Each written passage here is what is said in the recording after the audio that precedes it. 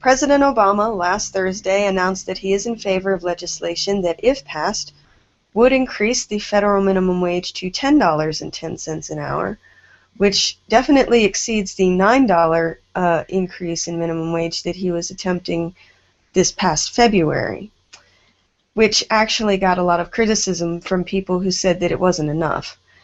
A $10 minimum wage increase would have definitely pushed more than half, or 58% of the nation's 10 million working poor out of poverty in 2011, according to the Restaurant Opportunities Centers United, a study that they did, which is a restaurant workers advocacy group. But that is not necessarily the case now, because $10.10 an hour does not have quite as much purchasing power as it did in 2011. However, it still would definitely be a significant help to America's working poor, and would help to push millions of people out of poverty and out of the poverty level. U.S. Labor Secretary Thomas E. Perez said last Friday, quote, "Here's the bottom line. No one who works full-time should have to live in poverty." President Barack Obama said something similar earlier this year when he was trying to get that $9 an hour minimum wage bill passed as well. The minimum wage today, which is only $7.25 an hour federal, is worth $2 less now than it was worth in 1968. And but we have been more productive than ever. We are an extremely productive country, and the richest people in this country are richer than they've ever been in the history of this country. We've never been more productive, and if wages had kept up with production since the 1960s, over the last 50 years, minimum wage would now be almost $22 an hour. $21.72. Do you know how much that is a year? $41,702 a year. Did the math. $41,000. Right. Still not very much. No, but it still wouldn't make you a rich person. It's lower middle class, and it's kind of funny because remember the report that we did that half of America makes under $30,000 a year. That is over 50% of America under $30,000. 40% of America makes under $20,000 a year. And this new minimum wage that would be at $10.10, that comes out to about $19,000 a year. Now, you're still way under what you should be making, even if you raise the minimum wage to $10.10. Right. So, I mean, you're still going to have a lot of poor people. Yes. And it's going to help a little bit, yes. But guess what? A lot of these people, these families, they still may have to rely on government services. So really, it's one of those things where it's nice, the sentiment is good, and I'm all for it, but it does not go nearly far enough. Right. Currently, the only state that is planning on raising their state minimum to $10 an hour is California, and they're not planning to do that. They don't have a goal to do that, to implement it until 2016. I mean, if you consider how much $10 an hour would change from 2011 to now, imagine how much $10 an hour will change from now to 2016. So, but that would make them the only state that would have a state minimum wage that is in the double digits, the only state in the country. So, is this just another ploy to try to get Democrats elected? Is this dead on arrival? I don't know about it being a ploy. I think there is some value in it because I think you can make some progress on this. But I really just want to point out how little $10 an hour is. That's $21,000 a year, right? $19,000. That's pre-tax, right? Yeah, that's pre-tax. Yeah. That's just gross earnings. And the average home price is $152,000. The average family spends $7,592 a year on food, and the average student loan in 2013 is $35,000, and the average credit card debt is $3,000. So this whole discussion reminds me of a discussion I had with my father-in-law after I got married. So my father-in-law was a Boilermaker here in Pittsburgh, and when he graduated high school, actually before he graduated high school, he got a job working as a Boilermaker for $16 an hour in 1971. He had one thing to pay for, and that was his mortgage on his house. And when he sat down with me and told me how easy I have it compared to him, when I have a mortgage payment, I have a student loan payment that is astronomical. Food is so much more expensive. You know, the dollar does not go as far as it went back in the day. Right. And, you know, they just squeeze and squeeze and squeeze, and we ask for a couple little crumbs, and they say, okay, you can have $10 an hour instead of $7, but it's still poverty. It's not middle class. That's poverty. Yeah, that's the thing. That skeptical supporters are like, well, this would be nice, but as a starting point, we can't stop here, because then in just a few years we'll be in the same place we are now. Right. So I mean, I think I'm gonna. I don't know. I feel like I'm a little too cynical, but here's the point that I really want to drive home. In all of these discussions, it's everything is a scale, right? And everything has to be in balance. And I think right now the balance is it's out of balance, and it's too in favor of the corporations, right? And throughout our history of this country, it's gotten this way. Back in the 20s, it was out of balance also, and we had a Great Depression, and that fixed the balance. So I think right now we're at this point in our history where things are getting massively out of balance. To sound like jank, there's a huge depression coming or something that are going to tip the scales back.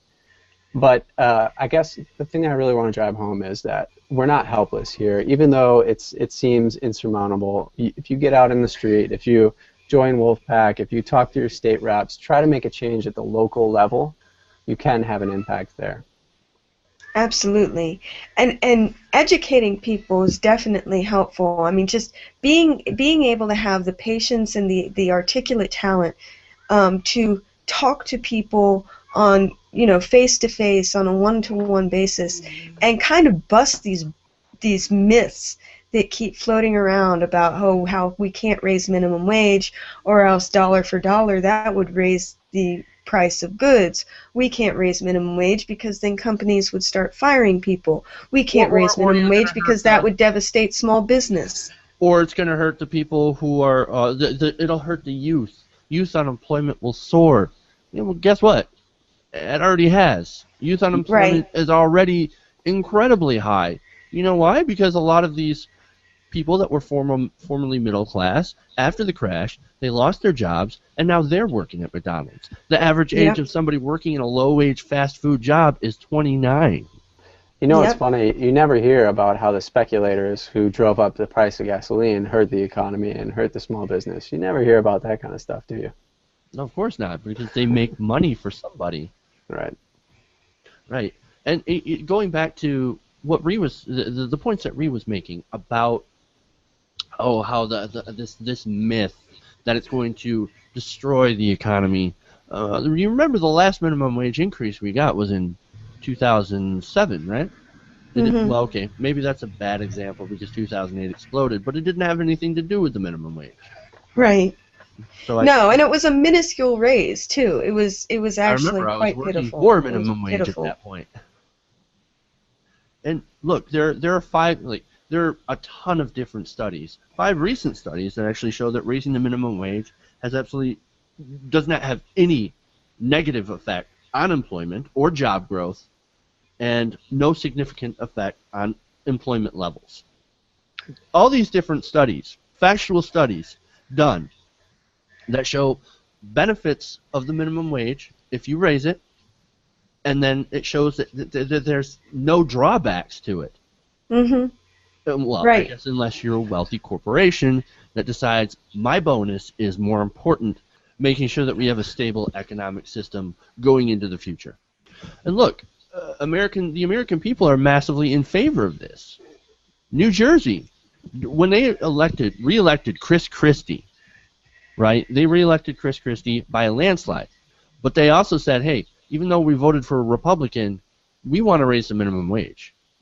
Yes, they raised it only to about $8.25 an hour, but they overwhelmingly voted for it and got rid of a Christie appeal.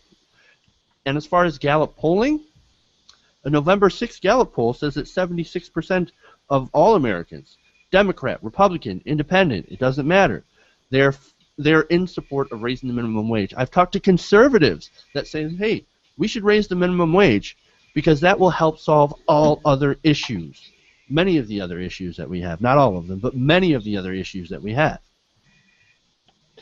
Absolutely. The American people are not buying this pro-business bullshit anymore. They're not buying the fact that we can't raise the minimum wage because that will destroy jobs. Where are all the jobs now? You have to ask them, where are the jobs? Where are the good jobs? Very good point. They're not here. This is a good without raising the minimum wage. Yeah. So I think the only thing that it would do is that it would help. Because it would put more money in the pockets of regular people that businesses need to survive. But instead of doing that, we have this race to the bottom where everything gets cheaper and cheaper and cheaper, including labor. And then we're going to end up being Bangladesh. Mm-hmm. And then the only goods you can afford are the goods that you can buy at Walmart. And that's the thing people don't think about, is that people aren't spending their money at small businesses right now because they can't afford it. Small businesses usually have to charge a little bit more because, they're running an independent business. They don't have any corporate subsidies. They're not multi-billionaires, and they can't get most of their supplies from China.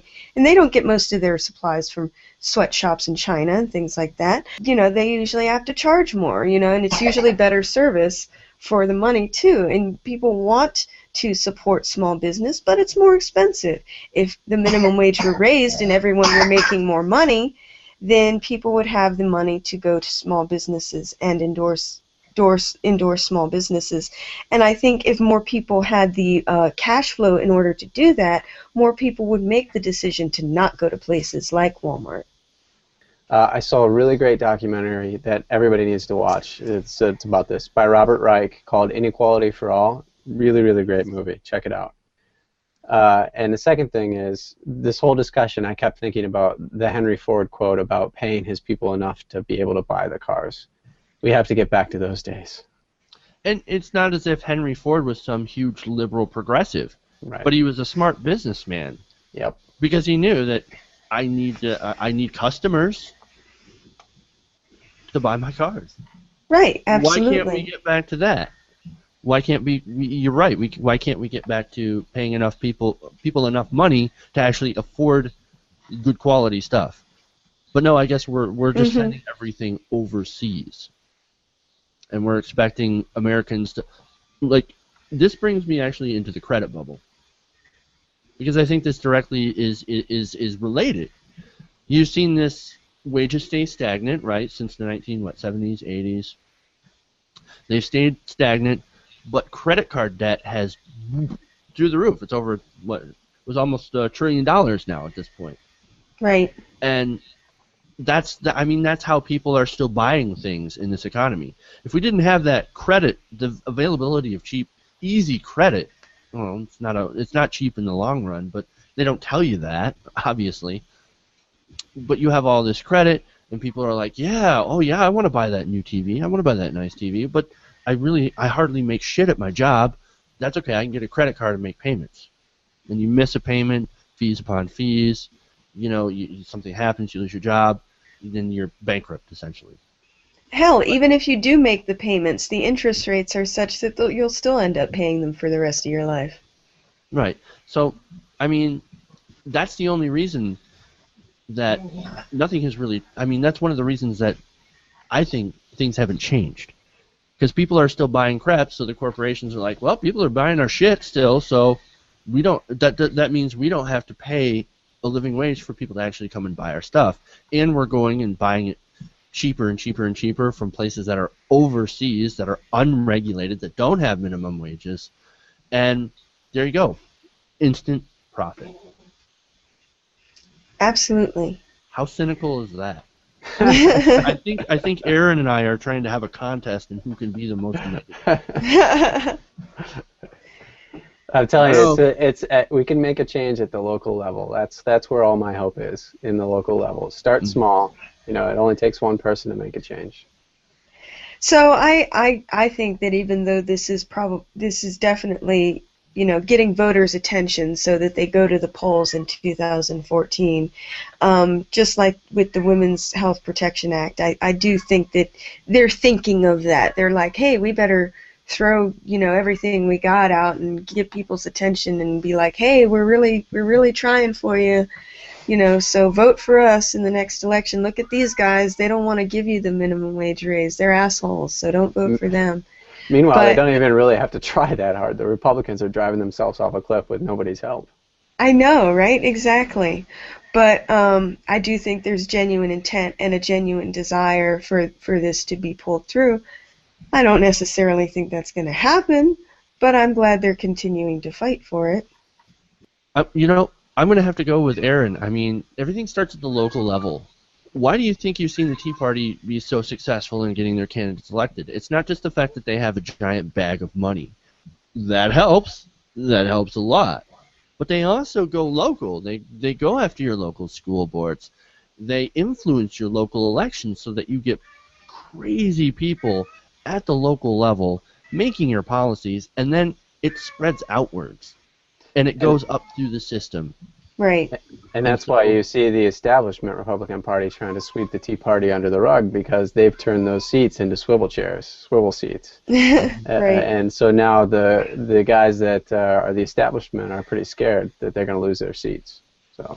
Yeah, and because you're seeing all these primaries from the right, and you're seeing big money in local small elections. I mean, the Koch brothers are spending millions upon millions. It might get into the billions at some point, but they're just dropping money bombs all over the place and just turning those local elections. I mean, the guy at the local level, he sees that money bomb and he's like, oh shit.